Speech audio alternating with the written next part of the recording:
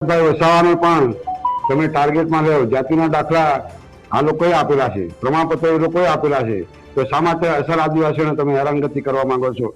એના પરથી તમે શું સાબિત કરવા માંગો છો એ અમારે આ વાલિયાની અને ભરૂચ જિલ્લાની જનતા જાણવા માંગે છે। તો મામલતદારશ્રીને સૂચના કરવામાં આવે એવી કલેક્ટરશ્રીને મારી રજૂઆત છે અને મેં મુખ્યમંત્રીને આ લેટર આજે લખ્યો છે અને ટૂંક સમયમાં એનો નિકાલ નહીં આવે તો અમે બહુ મોટું આંદોલન કરીશું એવી હું આ તાલુકા પંચાયતના માધ્યમથી આપને જણાવું છું।